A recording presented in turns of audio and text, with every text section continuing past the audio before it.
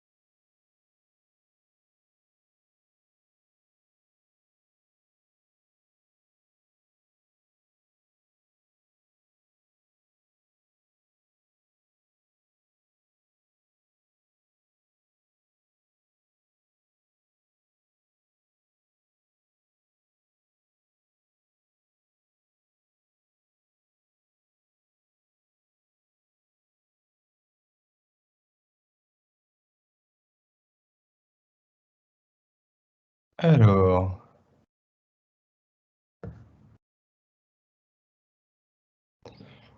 on attend, on est monté à une trentaine de personnes et puis on va démarrer dans 1 minute.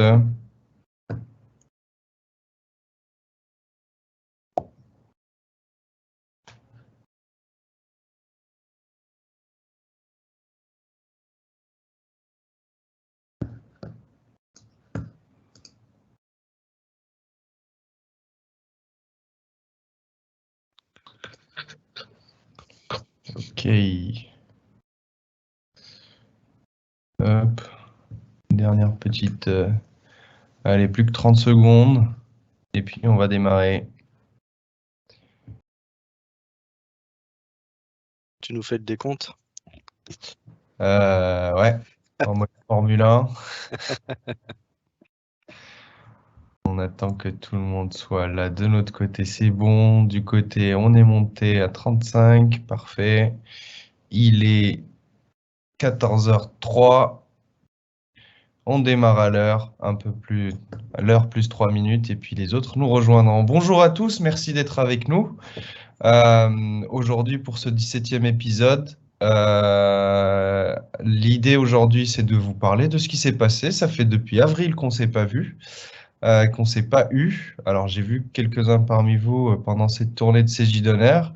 Mais globalement, on a des choses à vous dire. Aujourd'hui, qui va m'accompagner pour parler des nouveautés, c'est Cyril Joanneau, que vous connaissez, notre PM, qui va nous parler des nouveautés produits sur les 3 versions qui ont été livrées. Effectivement, il y a eu 3 versions livrées depuis notre dernier échange.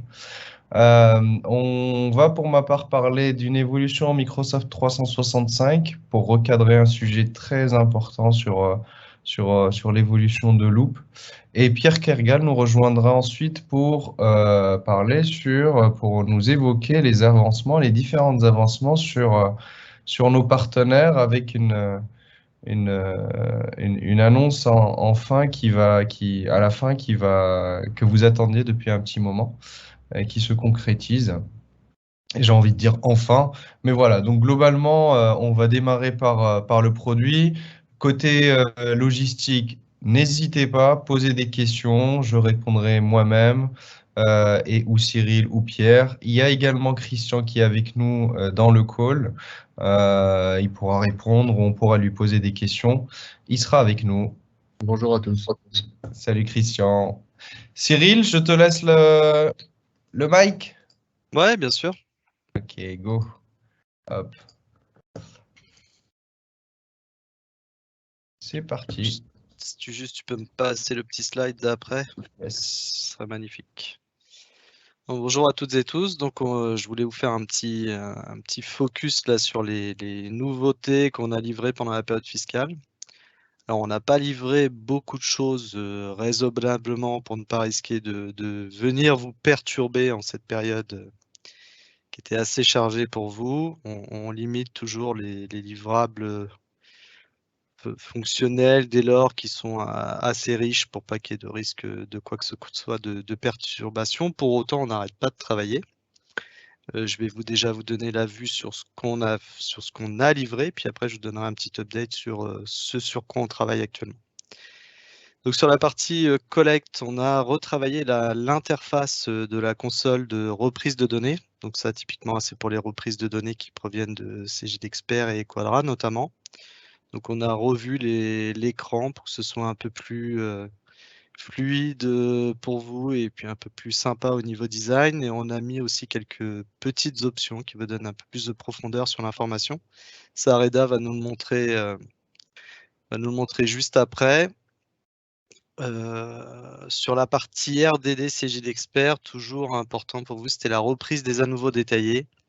Il faut savoir qu'historiquement, CGDexpert ne génère pas d'à nouveau détaillés. Par contre, il les stocke dans une base, mais on ne l'a pas au niveau des écritures. Donc là, on a fait les développements nécessaires pour que vous puissiez récupérer l'intégralité du détail des écritures lors de la reprise du journal d'à nouveau, lorsque vous faites une reprise de données.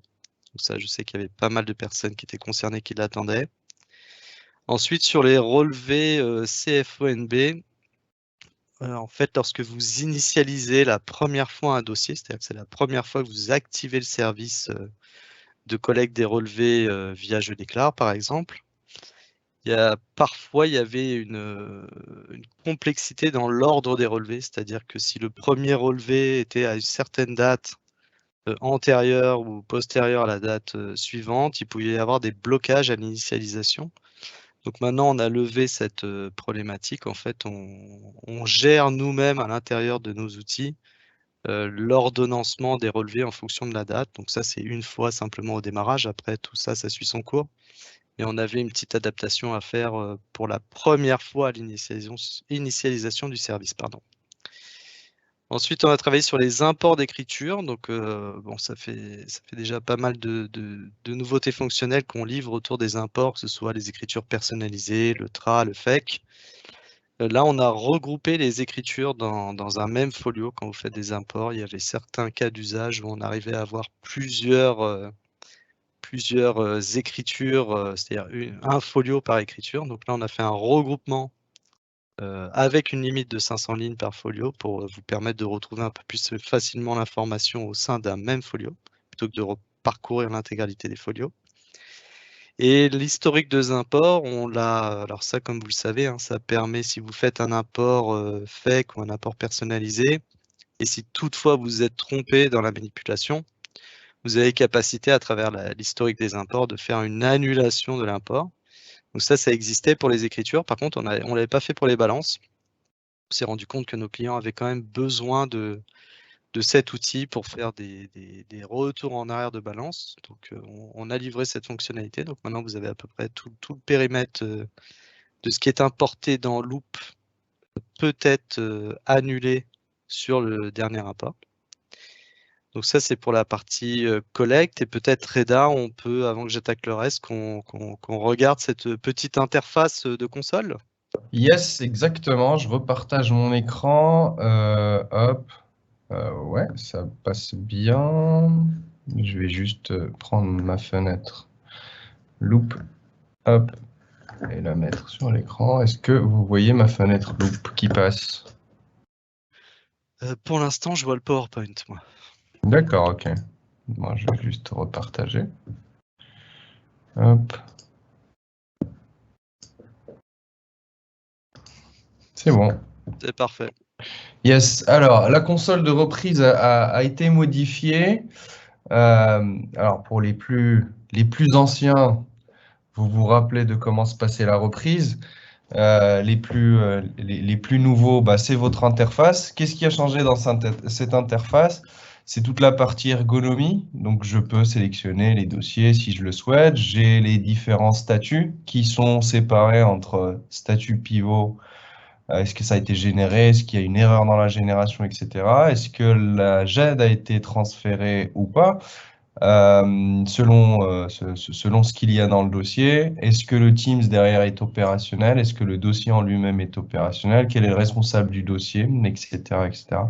Je peux effectivement faire des filtres sur ce qui est disponible et ce qui n'est pas disponible. Et je peux effectivement, ici, par un simple clic, par exemple sur ce dossier, plus à grise, soit intégrer un fichier, donc l'intégrer, donc initialiser la migration du dossier. Ou sinon, je peux aussi, alors je l'ai fait tout à l'heure, je peux effectivement ici disponible. Donc ici, par exemple, si je souhaite analyser mon fichier JSON, au lieu d'aller le chercher sur un espace spécifique, je peux cliquer dessus et il se télécharge. Et je peux également regarder ce qu'il y a dans mon fichier JSON si jamais il y a des particularités à regarder. Donc, globalement, cette interface est facilitée pour vous, pour que vous puissiez lancer des migrations en masse. Donc, je peux sélectionner l'intégralité s'ils sont dans un statut qui me permet de les intégrer. Je peux tout simplement cliquer sur intégrer dans les dossiers qui sont disponibles avec un statut opérationnel. Donc ça a été revu pendant la période fiscale. Pour certains d'entre vous qui avaient bloqué la migration de leur dossier pendant cette période fiscale, vous pouvez les reprendre et vous pouvez les reprendre avec une interface plus user-friendly. Voilà, puis vous avez aussi le fait de pouvoir relancer des jets qui seraient en erreur. Enfin, il y a tout un tas de fonctionnels qui va vous permettre de migrer l'intégralité de vos dossiers du mieux possible. Exact. À toi, Cyril, je remets le fichier. Hop. C'est tout bon? Il faut que tu repartages, je pense, Renan. Yes, c'est bon. Voilà, parfait.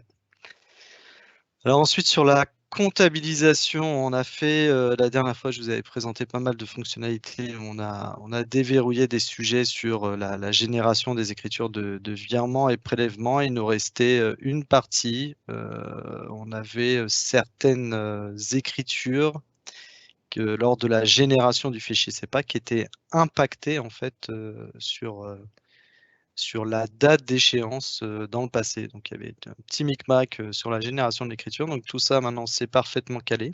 Donc, dès que vous allez faire votre fichier, c'est pas, je sais pas, le 15 juin, et ben la date d'écriture sera bien le 15 juin et toutes les factures qui ont nourri cette écriture, leur date sera correctement affectée également. Sur la partie fiscalité, bah, c'était le sujet de toute façon des mises à jour, hein. Il y a eu pas mal de mises à jour millésime 2022 pendant cette période. On a fait les mises à jour sur la partie CERFA. Vous savez qu'il y a quelques endroits où on vous permet d'utiliser des CERFA pour pré-remplir vos déclarations. Donc on a mis à jour la 1447, on a mis à jour le crédit d'impôt famille et puis le crédit d'impôt pour la formation du chef d'entreprise. On a suivi les nouveautés de l'EDI. Dans Loop, on veut absolument couvrir tout le périmètre EDI. Donc, on a travaillé sur la TGAP. Bon, je ne suis pas persuadé qu'il y ait beaucoup de dossiers qui soient concernés par la TGAP, mais en tout cas, sachez que si toutefois vous en avez un, eh ben, c'est traité dans Loop. Donc, on a toute la couverture fonctionnelle autour de l'EDI paiement. On a retravaillé aussi la règle de nommage de déclaration. Parfois, en fonction de la déclaration sur laquelle vous étiez, le nommage lors de la publication dans la GED pouvait être un petit peu différent l'une de l'autre. Donc, on a voulu uniformiser tout ça pour que ce soit très clair pour vous. Donc, à chaque fois, on reprend le type de déclaratif. Si par exemple, c'est une TVA, on va prendre déclaration de TVA. Et derrière, on va ajouter la période concernée par le déclaratif. Donc ainsi, l'intégralité de toutes les déclarations sont normées exactement de la même manière.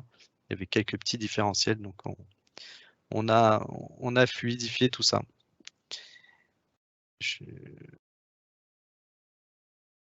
Il me manque un petit bout de partage, Reda. C'est reparti, on dirait.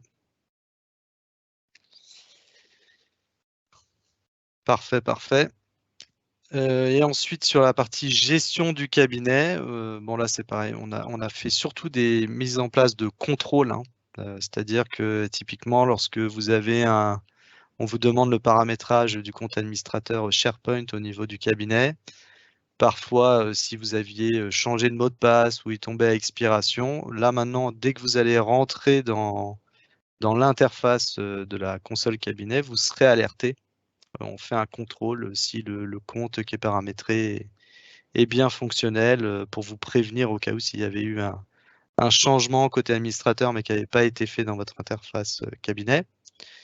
Pareil au niveau du consentement de l'application CJ de Loop Teams. Donc ça, c'est dès que vous allez engager votre processus de migration des anciens SharePoint classiques vers les SharePoint modernes, on vous livre la fonctionnalité Teams, donc qui va vous permettre de mettre en place tout le collaboratif, notamment entre les échanges internes au cabinet et les échanges externes entre le client et le cabinet, et puis beaucoup d'autres choses à venir derrière cette expérience. Donc là, on lance le contrôle et également si l'administrateur a bien activé le consentement de l'application sur l'environnement du cabinet. Et puis pareil, des petits contrôles sur les caractères spéciaux. Lorsque vous allez personnaliser le fichier de l'arborescence de classement lorsque vous êtes en SharePoint moderne, là, parfois, on avait des utilisateurs qui faisaient un copier-coller un peu malheureux avec un caractère interdit. Donc là, on a renforcé les contrôles sur les caractères spéciaux pour pas que vous soyez embêté lors de votre paramétrage et de la validation de celui-ci à travers l'interface. Donc ça, c'est pour vous donner un peu le périmètre de ce qui a été livré. On a deux gros sujets sur lesquels on a travaillé depuis le début de l'année. On n'a pas fait que ce qui est livré là. Le sujet, un des sujets principaux, c'est ce qu'on appelle, et ça vous l'attendiez, ça s'appelle ce qu'on appelle le multiflux chez nous. Donc en vrai, ça va vous permettre de paramétrer plusieurs comptes partenaires et plusieurs typologies de collecte. Donc je vous donne un exemple. Par exemple, si vous faites de la collecte de relevés bancaires via je déclare, mais que vous avez racheté un autre cabinet et que vous avez un deuxième compte je déclare, et bien là, typiquement, vous pourrez créer deux comptes je déclare pour faire la même fonction de collecte de relevés. C'est vrai également pour la partie EDI. Si pour des raisons historiques, vous avez besoin d'utiliser deux comptes, trois comptes différents, là, ce sera possible également. Il faudra juste le définir au niveau du paramètre de l'agence. Ça va être livré tout prochainement, donc on sera en capacité de vous faire une démonstration plus poussée, enfin plus poussée, non pas plus poussée, mais réelle sur le prochain événement. Donc ça, c'est pour la partie du multiflux et on travaille ardemment sur la partie des fonctionnalités autour du robot. Donc, comme vous le savez, on traite les factures d'achat, on traite les factures de vente et demain, on va traiter la partie transaction bancaire. Donc, on sait déjà le faire sur la partie DSP2, mais on va vous mettre à disposition une interface qui va vous permettre, si le robot est en échec de matching entre trouver le règlement de la transaction bancaire avec une facture, on va vous mettre à disposition une interface pour vous permettre de finir le travail de rapprochement. Donc, vous aurez d'un côté les transactions bancaires pour lesquelles le robot n'a pas trouvé le tiers, et de l'autre côté, toutes les factures d'achat ou de vente qui ne sont pas lettrées ou qui sont partiellement payées. Donc, on a introduit la notion de paiement partiel à travers cette interface. Et ça, on espère vous le démontrer d'ici la rentrée, en tout cas, ça c'est sûr. Et pour certains cabinets, on va commencer des phases de pilotage pour avoir les premiers retours et continuer nos développements. Donc voilà, ça c'est vraiment les deux sujets principaux. Et puis bien évidemment la construction de l'écosystème, mais à travers les applications partenaires et l'ouverture sur nos API. Mais là, je ne vais pas empiéter sur la partie de Pierre. Pierre va nous présenter ça tout à l'heure un peu plus en détail. Voilà ce que je peux vous dire, Reda, de ce côté-là. Est-ce qu'on a des questions qui sont arrivées entre-temps? Alors, pas de questions non, pas de questions sur les propos que tu as tenus. Par contre, moi, je voulais aller plus loin parce comme il y a certains clients qui sont venus nous voir pendant les CJ d'honneur, ils ont eu l'occasion de voir l'écran des transactions. Ah, ils ont eu la primeur.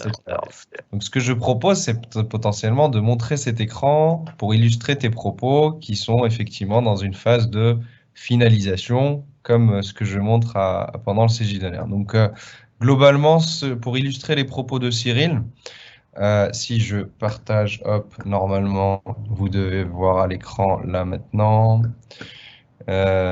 Si je prends, hop, est-ce que vous voyez mon écran avec... On voit du loop. Vous voyez du loop avec le Ouais, portefeuille, c'est on ça? voit le portefeuille, ouais. Super. Je vais rentrer dans mon dossier pour vous montrer globalement à quoi ça ressemble. Donc, quand je vais être la première chose au fait sur lesquelles travaillent les équipes, c'est la partie image déclaration de TVA. Et à partir de l'image déclaration de TVA, on remontera sur la partie transaction en attente. Sur la déclaration de TVA, en fait, on a cet écran-là qui est plutôt me permet assez bien de visualiser un peu où j'en suis sur les documents à valider, les écritures à contrôler, le lettrage à contrôler, la TVA à déclarer, le suivi de trésor pour savoir sur quel compte je vais faire payer la TVA si elle était à payer pour pas mettre mon client dans le rouge. Globalement, cet écran-là va me permettre en un simple clic d'aller traiter les résidus, le reliquat de ce que le robot n'a pas pu faire en termes de traitement de pièces, facture d'achat, facture de vente, etc. Et il a des choses encore à vérifier et ou à valider. Mais également, comme l'a dit Cyril, il va traiter la partie bancaire et il va me mettre les transactions en attente. Donc ça, c'est le nouvel écran. Vous ne le voyez pas, vous, de votre côté. Mais globalement, il va ressembler à ça. Je vais avoir l'intégralité des transactions en attente. C'est un compte de test. La finalisation de cette partie-là n'est pas complète. Donc globalement, je vais avoir ma transaction à ma gauche et la proposition de la facture à ma droite si jamais j'avais une facture à ma droite. Faites pas attention au montant, etc. Mais globalement, c'est comme ça que ça va se passer sur, bien évidemment, du reliquat où le robot n'a pas pu traiter, notamment dans une première partie, dans une première phase, les transactions qui se ressemblent, etc., où le robot n'est pas sûr à 100%. Puis dans une deuxième phase, les cas les plus complexes avec du paiement partiel, etc., etc., comme l'a évoqué Cyril. Donc cet écran-là, c'est bien ça, Cyril. Il y a quelques cabinets avec qui on travaille sur la finalisation et puis ça sera généralisé Bah, en... la date exacte, c'est un peu compliqué de te la donner aujourd'hui, mais en tout cas, on veut commencer à libérer tout ça dès le mois de septembre. Donc voilà, l'idée, c'est que d'ici la fin de l'année, vous ayez la démonstration de ce qu'on appelle la TVA automatisée depuis un certain temps, hein, dont on vous parle. Là, aujourd'hui, l'idée, c'est de dire, une fois que j'ai couvert le traitement des factures d'achat, le traitement des factures de vente et le traitement des transactions bancaires par le robot, donc ça veut dire qu'il n'y aura plus besoin de vos règles telles que vous les définissiez dans votre outil aujourd'hui, hein. C'est vraiment le robot qui va faire l'interprétation de l'écriture et définir les propres règles de comptabilisation, comme il le fait pour les factures en fait. Et en plus, vous aurez capacité à constater que cette facture est payée que partiellement par ce règlement.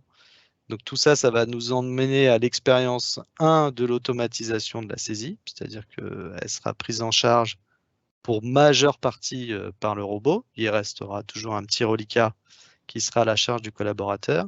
Mais surtout derrière, ça va nous permettre, si vous êtes à la TVA sur encaissement, et que vous l'avez indiqué dans votre dossier et que bien évidemment vos tiers sont qualifiés étant TVA sur encaissement et l'écriture, la TVA qui a mouvementé l'écriture comptable soit bien liée à l'encaissement, ça va nous permettre d'aller faire le calcul automatique de la TVA par rapport à ces éléments qui ont été déclarés comme payés sur la période rattachée à votre déclaration. Donc on va emmener toute la chaîne, là, que ce soit de la saisie automatisée jusqu'à la déclaration, en intégrant la partie paiement partiel. Et puis, vous le verrez par la suite, on prévoit également des nouveaux états de cadrage pour vous donner vous aviez un cadrage qui existait aujourd'hui, enfin qui existe toujours d'ailleurs, à travers la révision qui est qu'on faisait plutôt de manière annuelle. Là, on veut systématiser cette opération pour que vous ayez un cadrage permanent selon la période de TVA sur laquelle vous travaillez, avec des nouveaux états justificatifs qui vont bien vous mettre en scène qu'est-ce qui a été pris en compte, quel est le solde attendu dans mon comptabilité, qu'est-ce que j'ai déclaré, enfin voilà, le cadrage classique, mais qui se remplit de manière automatisée et qui vous permet de vous conserver les justificatifs autour de ça. Voilà. Merci Cyril. On a une question. Bon, après, c'est sur le produit, mais c'est pas sur ce sujet-là de Anonyme. Il n'y a pas de nouveauté prévue pour la gestion du cabinet, notamment bon, c'est un point très précis, c'est sur l'envoi des factures par mail sans la décoration Cégide. L'envoi des factures par mail sans la décoration Cégide. Je suis pas sûr de suivre. Je suis pas sûr de suivre la question. Je sais pas si quelqu'un a une vue sur cette question. C'est un modèle de facture, en fait, c'est ça? Dans le modèle du mail avec lequel on envoie la facture à partir de Loop, Ouais. c'est un modèle Cégide standard. Y a pas Ah, le sujet, c'était de pouvoir le personnaliser, c'est ça? Ouais, le modèle de mail, oui, c'est ça. Ouais, donc non, pour l'instant, on n'a pas prévu de personnalisation des templates d'email. Voilà, il n'est pas exclu qu'on le fasse, mais en tout cas, il n'y a pas de planification à court terme sur ce sujet. Ok, bon, la réponse est très claire. J'ai pas d'autres questions, on verra s'il y en a d'autres qui arrivent. Je vais reprendre le sujet. Hop, on va passer à un sujet un peu... on l'entend par des bruits de couloir, on l'a entendu plusieurs fois pendant notre séminaire, c'est la partie Teams. Mais globalement, cette partie Teams, c'est quoi? C'est le SharePoint moderne qui va s'imposer à tout utilisateur de Loop. Pourquoi un SharePoint moderne va s'imposer? Tout simplement parce que les nouvelles fonctionnalités telles que prévues par Microsoft seront développées dans le SharePoint moderne. Alors, c'est un peu barbare, c'est pour ça que je vous ai pris deux petits écrans pour vous expliquer c'est quoi un SharePoint moderne et c'est quoi un SharePoint classique. Et je vais vous le montrer un peu à l'écran pour que vous puissiez effectivement illustrer ça et fassiez la différence vous-même parce que je suis sûr que vous en avez en moderne et en classique. Globalement, c'est une ergonomie améliorée. La partie gestion des autorisations d'accès sont beaucoup plus simplifiées. Il est optimisé pour la partie mobile, donc sur les téléphones, un SharePoint moderne est beaucoup plus simple à naviguer dessus qu'un SharePoint classique.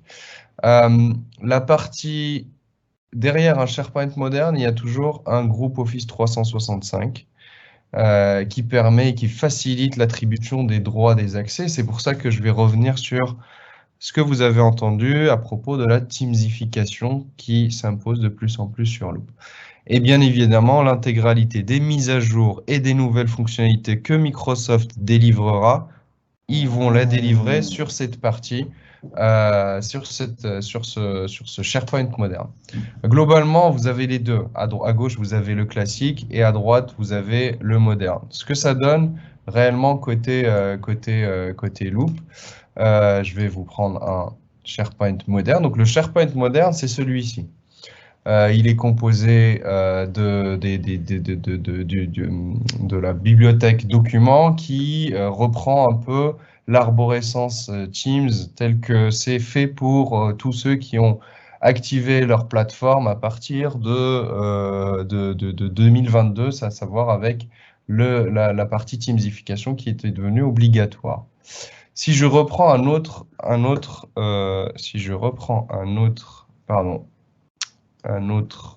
SharePoint qui est classique cette fois-ci.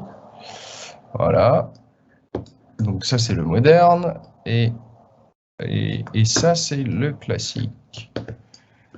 Donc, globalement, le classique, et ça, c'est la plupart de vous qui n'ont pas fait le choix de passer sur initier le Teams et ou passer sur le moderne, ça ressemble à ça, le fameux DA, DP qu'on retrouve ici, avec cette forme effectivement de ergonomie de SharePoint. Sur la partie SharePoint moderne, je vais avoir toujours mon DA, mon DP qui est repris, je vais avoir la bibliothèque documents qui est reprise, et je vais avoir un lien direct avec mon Teams. Le Teams, bien évidemment, est créé de manière automatique. Ce n'est pas une obligation de l'utiliser, le Teams. Ce n'est pas une obligation de le mettre en interne dans le cabinet. Ce n'est pas une obligation non plus de l'ouvrir à votre client. Par contre, c'est conseillé, c'est vivement conseillé dans votre aventure Loop puisque ça amène la promesse Loop, effectivement. Sauf que globalement, pour pouvoir bénéficier des prochaines améliorations de 2023, 2024 et plus, il est vivement conseillé, voire ça va être imposé d'ici la fin de l'année, de passer vos SharePoint en SharePoint moderne. Alors, quand je dis passer votre SharePoint classique en SharePoint moderne, en termes loop, ça signifie quoi? En termes loop, ça signifie de valider la partie paramétrage, c'est je consens à travers ma configuration Microsoft, je consens à l'application Loop Teams. À partir du moment où j'ai consenti à ce que Loop Teams l'application Loop Teams soit dans mon Azure, soit dans mon environnement Microsoft 365, je vais pouvoir, à travers le module reprise de données migration Teams, sélectionner les dossiers sur lesquels je souhaiterais faire une migration Teams. Ces dossiers sur lesquels je souhaite faire une migration Teams, derrière, qu'est-ce qui va se passer? Quand je vais cliquer sur Migrer Teams, derrière, ce qui va se passer. Le SharePoint va se transformer automatiquement en SharePoint moderne. Avec le DA, le DP que vous avez vu, avec la partie documents, etc. Derrière, il y a un Teams qui va être créé. Les droits d'accès, les personnes qui avaient droit d'accès au premier dossier, au SharePoint classique, auront accès côté Teams. Cela ne veut pas dire que si vous n'êtes pas prêt pour utiliser Teams en interne avec les collaborateurs et ou avec vos clients, ce n'est pas une obligation d'utiliser l'entrée par Teams. Vous pouvez toujours utiliser Loop comme vous le connaissez, accéder au SharePoint comme vous avez l'habitude de le faire, soit via la petite icône ici, soit depuis l'application, depuis le dossier via site et ou DA, DP, etc. Vous allez avoir la même chose. L'idée, c'est que on conseille de pousser la teamsification. À ce sujet, donc, vous allez recevoir un courrier pour vous accompagner dans cette démarche avec l'intégralité de la démarche à suivre, dans quel cas vous vous trouvez. Et accompagné de ce courrier, vous allez, pour les cabinets qui ont un CSM, qui ont en contact avec leur CSM, les CSM peuvent leur guider. En parlant de cette partie, SharePoint, vous allez vous retrouver dans deux cas. Je ne veux pas mettre de Teams. Donc j'attends, j'observe. Ok, je ne veux pas mettre de Teams, mais je suis quand même obligé, on vous conseille, d'ici à la fin de l'année, de mettre en place au moins la migration pour ne pas utiliser Teams, mais pour que vos SharePoint soient ready si jamais on développe, si jamais il y a des nouveautés, si jamais il y a Microsoft qui décide que le SharePoint classique va avoir une date de fin. Ce n'est pas encore décidé, mais ils peuvent le décider assez rapidement. Également, ça vous permettra donc de bénéficier sur la partie SharePoint moderne de tout ce que je vous ai montré. Maintenant, il y en a d'autres qui attendent et qui observent sur la partie externe. Donc, je veux utiliser Teams en interne, mais je ne veux pas l'ouvrir à mes clients. Il n'y a aucune obligation, encore une fois. De la même façon, je veux l'utiliser pour l'externe, mais je ne veux pas l'utiliser pour de l'interne. Il n'y a aucune obligation, à part le fait de, effectivement, faire passer votre SharePoint en moderne. Et sinon, j'ai d'autres cabinets, et puis après, je laisserai la parole à Christian, parce que je pense qu'il a quelque chose à nous dire sur le sujet. Si je veux foncer dans cette direction-là, soit je suis passé par mes propres moyens, donc on est dans un cas où la teamsification a été faite, peu importe le moyen, etc. On est capable de vous accompagner sur comment la partie Loop, GED va s'intégrer avec ce que vous avez déjà construit. Ou sinon, je suis déjà passé à travers Teams, à travers Loop, donc ça c'est très bien, bingo. Ou sinon, je veux y aller. Et si vous voulez y aller, en fait, on vous accompagnera et il y aura des prestations proposées pour vous accompagner dans votre passage Teams pour que ça soit fait dans le standard Teams et ou fait de manière un peu plus personnalisée. Je veux dire dans le standard Loop ou d'une manière un peu plus personnalisée si vous souhaitez pousser cette expérience jusqu'au bout.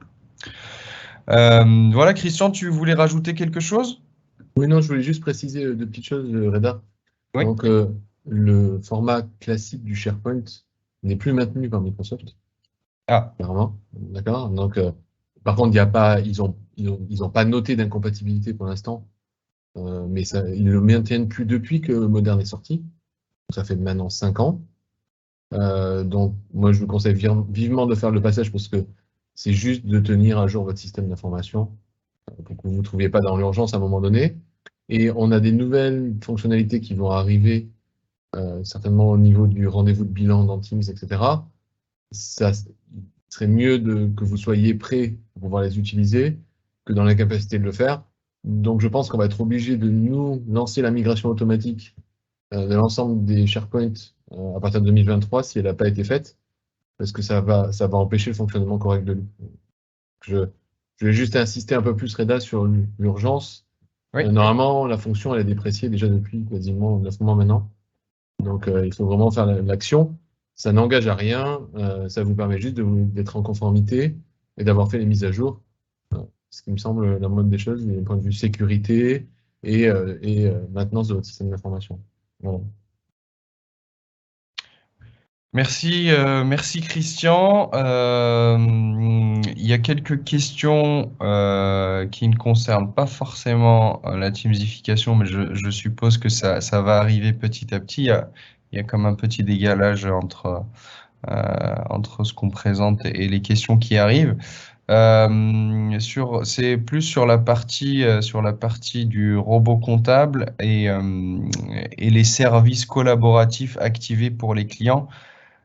Comment le cabinet peut suivre, quels sont les services qui ont été activés pour les clients, celles et ceux qui sont refacturés par Cegid au cabinet par rapport à celles et ceux que le cabinet facture à son client. Est-ce qu'il y a quelque chose qui est prévu dans ce sens-là, dans la roadmap?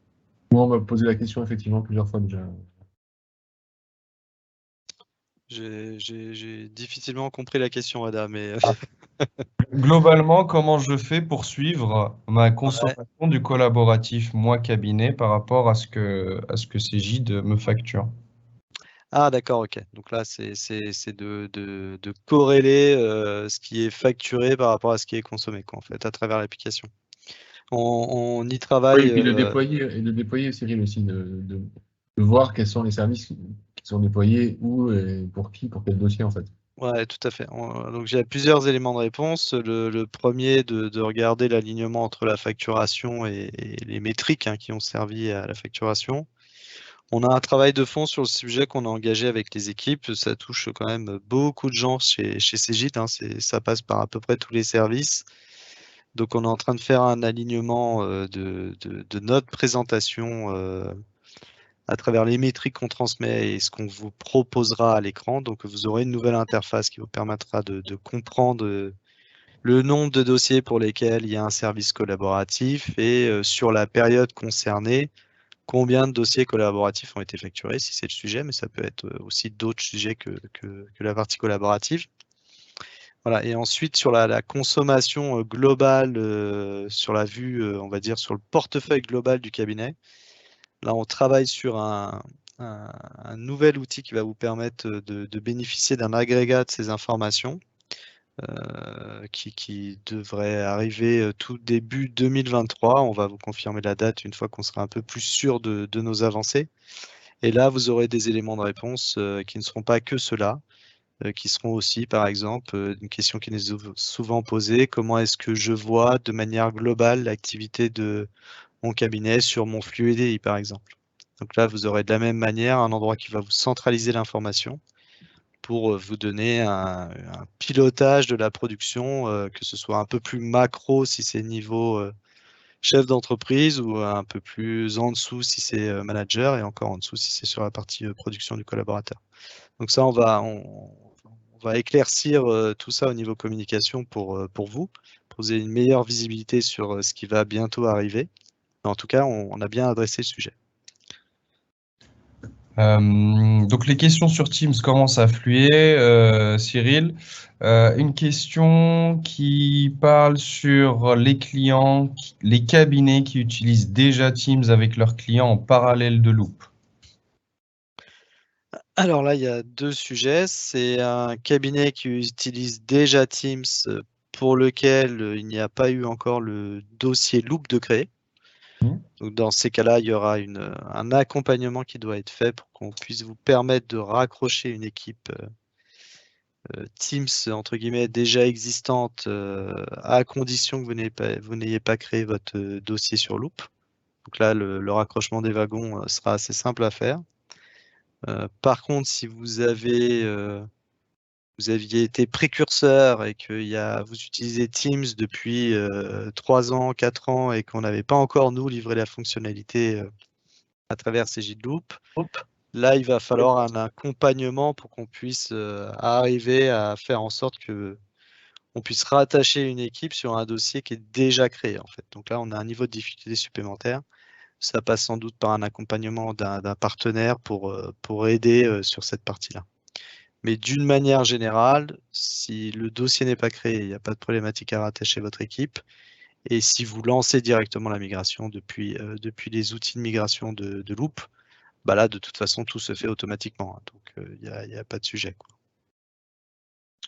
Et toujours sur la teamsification, et là on va répondre à Carole qui a connu le collaboratif lorsque on avait 2 SharePoint, celui du client et celui du cabinet.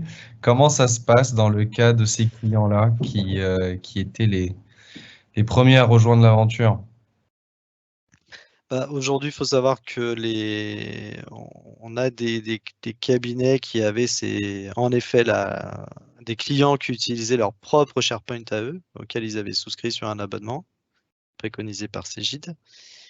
Et vous aviez le cabinet qui avait son propre espace de stockage. Et c'est vrai que dans l'accès du dossier, on arrivait soit sur la branche SharePoint de l'entreprise, soit sur la branche SharePoint du cabinet. Donc maintenant qu'on a permis au cabinet de pouvoir partager la JET dans son environnement avec le client collaboratif, sur toutes les nouvelles offres qui sont commercialisées, en fait, vous n'avez pas cette problématique. Sur les anciennes offres, il y a deux possibilités. C'est vous pouvez très bien décider de rattacher par vous-même un ancien contrat sur le nouveau process qu'on vous permet. Par contre, il faut créer ce qu'on appelle un interlocuteur client qui n'existait pas auparavant. Et là, vous aurez besoin d'une action du support pour vous aider, malheureusement. Mais ensuite, tout le reste de la chaîne pour greffer le service collaboratif, inviter sur son tenante et ainsi de suite, c'est exactement la même procédure que pour les nouveaux. Ou alors, le client peut continuer à conserver son propre SharePoint et la fonctionnalité qu'on avait par le passé n'est pas dépréciée pour l'instant. Donc, ça cohabite tout ça. Ok, pas une obligation, mais un conseil quand même de changer un peu et de rapatrier l'expérience sur le tenant du cabinet plutôt. Plutôt, oui. Ok. Merci Cyril. Il y avait une question de Anonyme qui a rien compris sur Teams. Ah, Mais comme c'est anonyme, je sais pas, c'est que j'ai pas compris Teams, donc je sais pas comment on peut y répondre parce Je que vais y répondre, Reda. ok, Il faut migrer les SharePoint en mode moderne, appuyant sur le bon bouton. Voilà. voilà. Donc il faut migrer il faut migrer votre SharePoint et derrière Teams va venir tout seul. Pas besoin de comprendre le côté Teams à la limite. Voilà, parce qu'il n'est pas obligatoire, mais Ouais. c'est les fondamentaux qui sont nécessaires au fonctionnement de Loop, que le SharePoint soit en mode moderne. Parfait, pas d'autres questions. Peut-être que d'autres reviendront. On poursuit. Donc la prochaine étape, c'est pour Pierre qui va nous parler de qu'est-ce qui se passe avec nos partenaires sur la partie connecteur. Pierre, à toi le micro. Bonjour Reda. Salut. Bonjour à tous et toutes. Oui, alors quelques nouveautés, quelques updates sur l'écosystème CJDLoop. Vous vous souvenez qu'on invite tout éditeur qui le souhaite à venir se connecter à CJDLoop, et pour cela on met à disposition nos API, les API partenaires de CJDLoop, et également un accompagnement personnalisé. Nous avons une équipe dédiée et un environnement de test avec tout un processus de validation. Alors, vous le savez peut-être sans doute déjà, il y a plusieurs applications qui sont disponibles et publiées dans votre Loop Hub, qui sont LexisNexis sur le secrétaire juridique, Regat et Libéo, qui sont des solutions qu'on trouve sur la collecte, destinées aux TPE, PME, facturation, paiement, notes de frais, etc. Voilà, donc ces solutions, vous le savez, sont déjà connectées, et puis certains d'entre vous les utilisent déjà, ou en tout cas vos clients les utilisent en lien avec CJDLoop. Alors, nous avons sur le mois de juillet un certain nombre de, 5 nouveaux partenaires, enfin pas nouveaux, mais de nouvelles connexions qui vont être opérationnelles, que vous voyez ici. Alors, Secha, que vous connaissez peut-être, qui était une start-up l'année dernière incubée par Inest, qui est l'incubateur du Conseil supérieur de l'ordre de l'Île-de-France, une assez belle solution qui permet de préparer la révision, donc d'avoir un travail très collaboratif entre le cabinet, le collaborateur comptable et son client pour suivre chaque dossier, l'avancement de la révision, des pièces notamment. Donc ça, c'est la première partie de la valeur de Secha, cet aspect collaboratif et de ne pas se retrouver trop tard à compléter les dossiers et à se retrouver à devoir réconcilier, trouver des pièces manquantes, etc. Donc ça, c'est très, très bénéfique. Et puis l'autre aspect sont des analyses partagées. Puisque Secha permet aussi rédige automatiquement. D'ailleurs, à l'origine, c'est une solution qui vient ce qu'on appelle le Natural Language Processing, qui permet de rédiger des analyses sur la situation financière de la TPE, de la PME directement à partir des informations de la comptabilité et que vous pouvez donc partager à vos clients, et ces analyses se mettent à jour automatiquement. Voilà, donc Secha. Il y a également DataPulse. Alors en fait, le logiciel s'appelle Pulseo. C'est un éditeur de tableaux de bord pré-packagés, donc pour la profession comptable sur Power BI.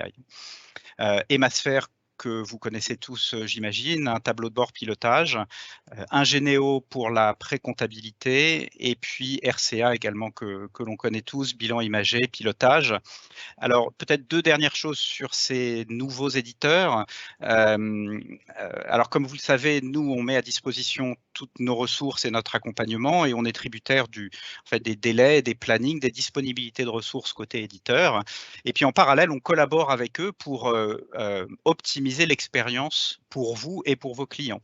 Donc, par exemple, nous avons développé avec eux, et pour eux, mais pour optimiser les connexions, ce qu'on appelle des webhooks, qui permettent non pas d'interroger toute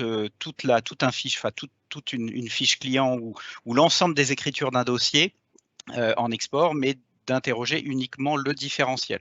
Donc, dès qu'une écriture change, que quelque chose change dans le dossier, alors ça, c'est très important parce que ça permet beaucoup plus de réactivité et de fluidité dans la mise à jour, par exemple, des tableaux de bord.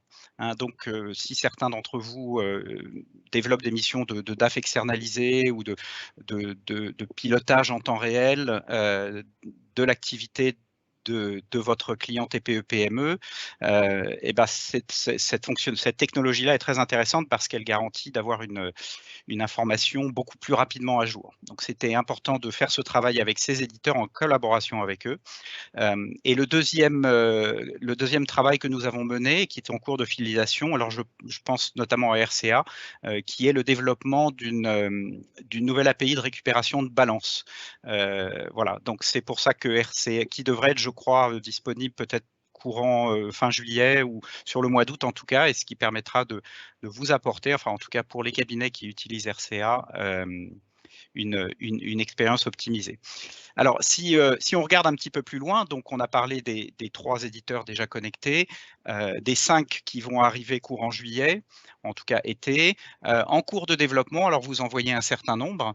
Effectivement, puisque, encore une fois, nous invitons tout éditeur qui le souhaite à se connecter, eh bien, nous avons un certain nombre de demandes et nous en sollicitons également certains de notre côté. Alors, vous voyez ici ces éditeurs, alors côté pré-comptabilité QuickBooks, Time également, avec qui on a démarré tout récemment, My Company File sur la partie GED, la banque avec Conto, Figure sur le suivi de prévisionnel. Et puis Pleo, qui est un nouvel éditeur, je crois d'origine danoise ou enfin nordique ou suédois, spécialisé dans les notes de frais et qui se déploie sur le marché français, hein, qui démarre cette année. Donc, ça a démarré. Encore une fois, comme je disais, on est tributaire des plannings et des disponibilités côté éditeur. Donc, en fonction des avancements, eh bien Q3, Q4. Voilà. Et puis à venir, hein, nous avons d'autres éditeurs avec qui nous avons signé des partenariats. Certains sont parfois connectés déjà sur d'autres gammes Cegid, mais vous les voyez ici, notamment BI sur la partie gestion interne. Hein, on leur reparle la semaine prochaine justement pour faire un point sur la priorisation des actions. N2F sur la partie notes de frais, et puis quelques nouveaux que vous voyez là, Evolise, Gescom pour les PME, TPE, celle-ci également sur la partie CRM. Donc voilà un statut à date. Je peux me permettre, Pierre, Oui, bien sûr. Juste rajouter Penny Lane, que j'ai pas vu dans ta liste, qui j'ai travaillé la semaine dernière sur l'intégration. Mais je pense pas qu'il ait encore signé les éléments juridiques. Non, voilà, c'était juste pour l'informer parce qu'on était en train de préparer l'intégration. Très bien. Oui, non, effectivement, ils n'ont pas encore signé, oui. Et ça nous permet, enfin, ta slide, Pierre, nous permet de répondre à Caroline qui a demandé on a des nouveaux clients chez Time, qu'est-ce qu'on en fait?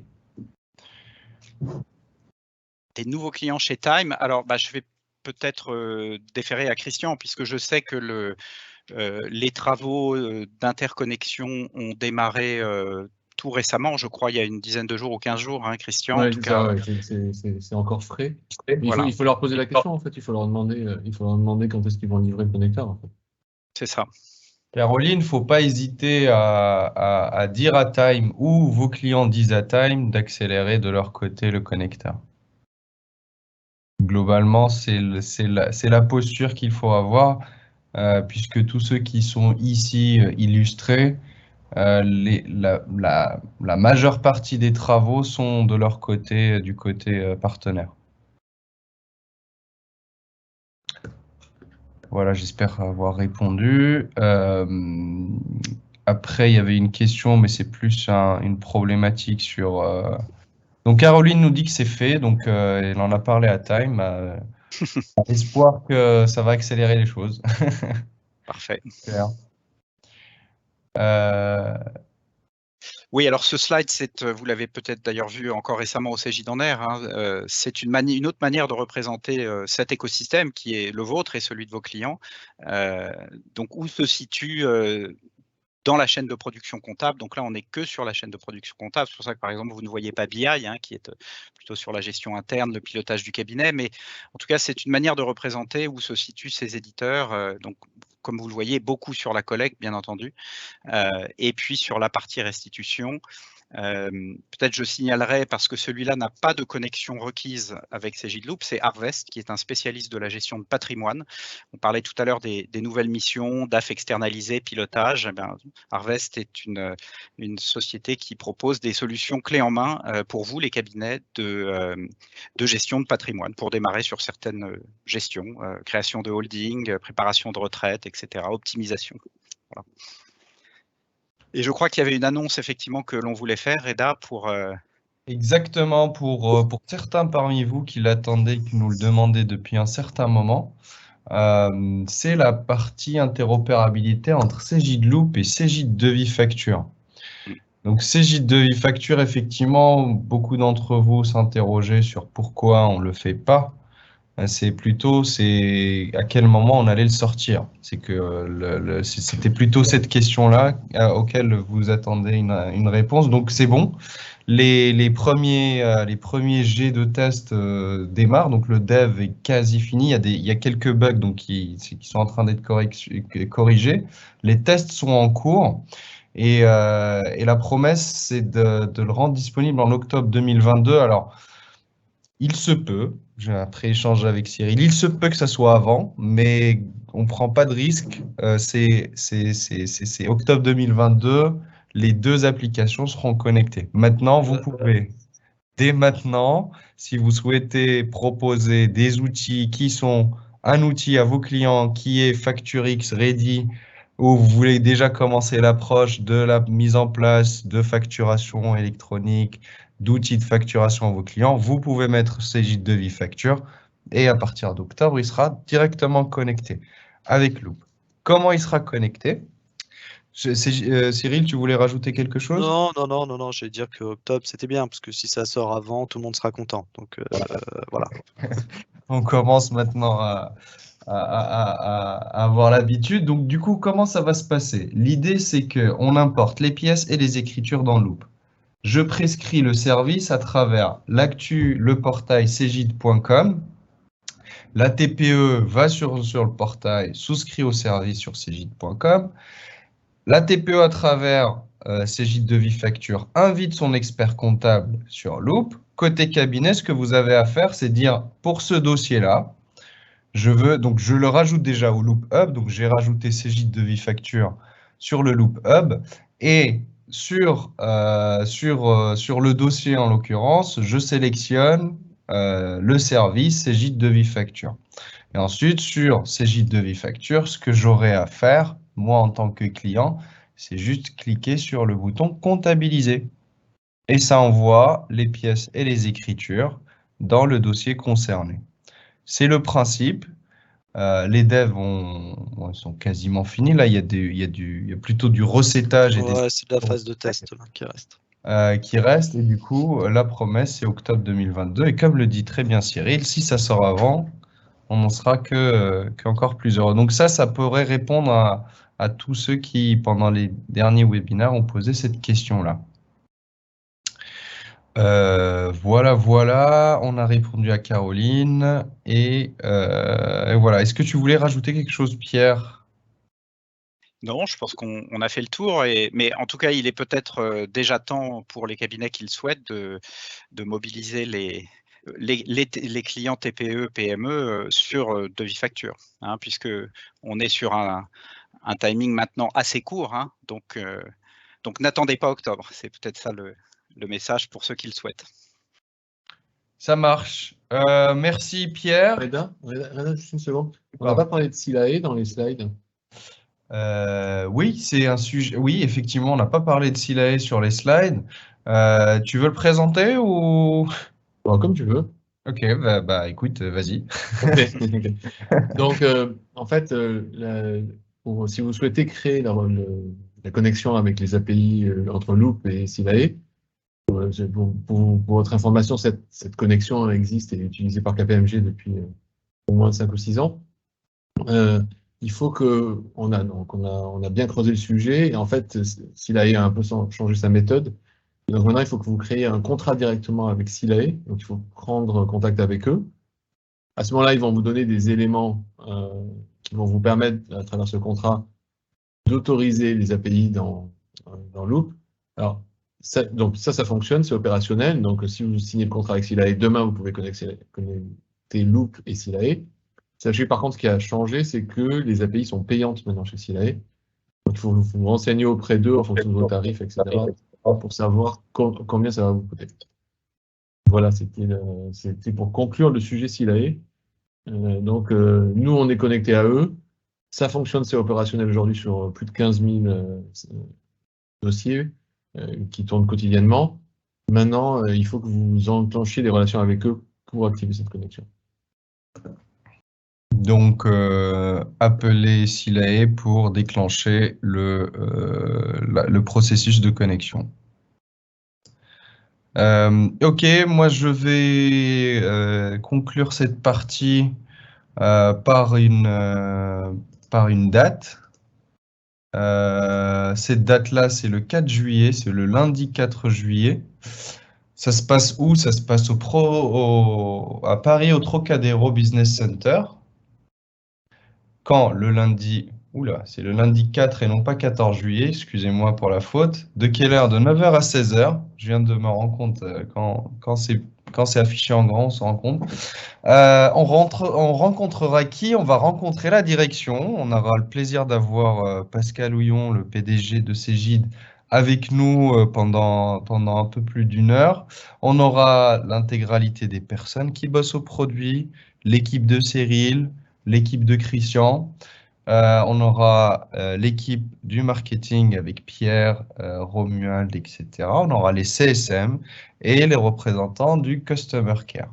On rencontrera aussi des partenaires puisque Microsoft fera une intervention pendant la matinée pour nous parler de la roadmap Microsoft et comment on s'imbrique encore un peu plus avec l'évolution de Loop et surtout l'évolution de Microsoft avec des promesses qui sont assez intéressantes. Bridge également, c'est notre outil de DSP2. On aura le PDG de Bridge qui lui est spécialiste dans le DSP2 et qui va nous parler de la DSP2. C'est quoi? Quels sont les enjeux au niveau européen, mais surtout aussi au niveau des clients. Qu'est-ce que je vais apprendre pendant cette journée? J'ai eu un appel hier d'un expert comptable qui me dit il y a quoi? Qu'est-ce que je vais apprendre pendant cette journée? Parce que je me déplace, est-ce que je ramène quelqu'un avec moi? Donc, on va apprendre des nouveautés produits, on va apprendre l'intégralité de la roadmap du deuxième semestre, des éléments importants malgré le fait que la facture électronique n'est pas complètement figée, mais on a des réponses à vos questionnements potentiels sur Loop, mais de manière un peu plus globale. On aura une roadmap sur Microsoft et bien évidemment la DSP2. Donc ça se passe où? Ça se passe sur le lien que vous avez ici et que je vous publierai là dans quelques instants. Il faut absolument s'inscrire et venir. On vous attend tous. On passera bien évidemment, ça c'est toute la partie apprentissage, mais avec grand plaisir, on partagera un verre avec vous le midi, un verre avec vous après cette journée bien chargée. Donc voilà, moi ça c'est ce que je voulais vous avancer. Il y a d'autres questions qui sont apparues petit à petit. Donc Alison d'Expertise est très contente par rapport à l'information sur Silae. Iman qui nous demande est-ce qu'on va avoir une API avec suivi clic et ou d'autres applications de Cegid type TDA? C'est pas au programme parce que les technos sont pas exactement les mêmes. C'est pas encore au programme sur TDA. Par contre, Reda, je voulais insister sur le Cegid Loop D juste avant de répondre aux questions. Oui. Sur la partie facture électronique, nous aujourd'hui, on a commencé les développements. On est très cadré sur ce qu'on va faire et les implications comptables que ça va avoir, les impacts comptables que ça va avoir sur la production. Et donc, on exposera ces éléments-là. Et je pense que c'est très intéressant pour vous de voir comment va se transformer la chaîne de production avec ses automatismes et ses obligations, sachant que la DGFiP va être au courant de tous les mouvements en temps réel, tout ce qui se passe dans les comptas. Donc, on va vous exposer tout ça et on va vous montrer comment Loop et l'écosystème résout le problème. Donc, je pense que vous avez une grosse partie là-dessus qui est très intéressante. Parfait. On a Carole qui dit que c'est dommage que Silae soit payant. Ça, c'est pas nous qui ont les tarifs de Silae. On n'a pas trop la main sur ce sujet-là. Alison qui dit est-ce que le 10 millionième document sur PIA est passé? Et si oui, c'est quel cabinet? Parce que comme on a congratuler le millionième document. Le 10 millionième, effectivement, on ne l'a pas prévu, Alison, mais c'est noté. Dès qu'on passe la barre des 10 millionièmes, on prendra la personne qui aurait déposé le 10 millionième pour